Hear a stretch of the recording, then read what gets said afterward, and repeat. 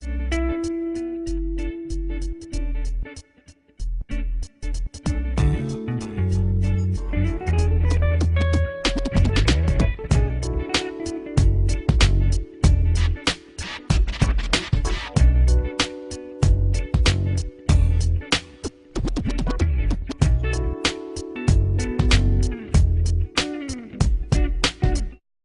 would study Africa because I just want to know like the past life that have happened in Africa and all the things that they have went through and what are the outcomes of the past.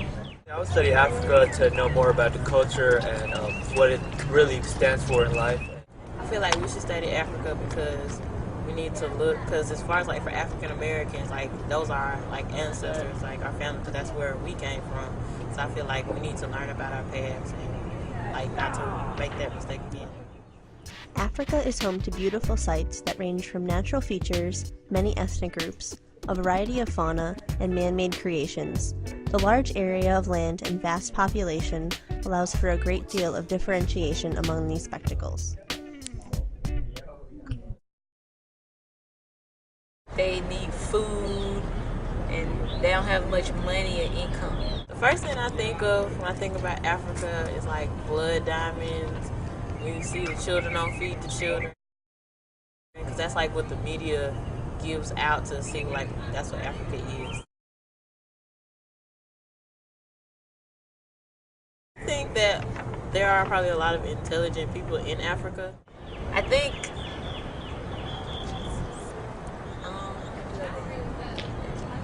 I really don't know about the people of Africa. You know, I've like seen pictures or like heard about them in history classes and stuff. Africa's diversity is displayed through its people's traditions, food, dance, fashion, and music. There are a multitude of languages spoken and walks of life represented on the continent. These rich cultures have survived through centuries of difficulties and have demonstrated their strength and resilience. Well, externally, not a lot of people understand what Africa is and what it's become.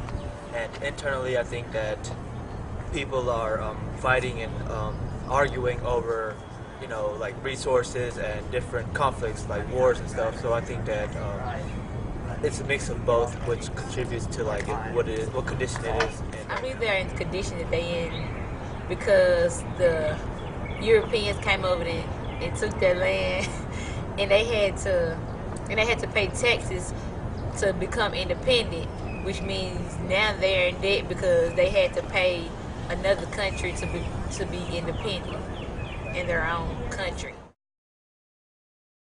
I think it's rich natural resources and it's animal, wildlife and stuff. I think that's one aspect that is known around the whole world. Africa is home to some of the most interesting land animals in the world, from giraffes to zebras to lions to cheetahs. A wide variety of abilities and characteristics are evident in these animals. Our origins, along with so many other creatures, owe its background to Africa. The only thing I really know about the past about Africa is like with the slave trade, and that's really, I know all about it, so not very much. Hallelujah.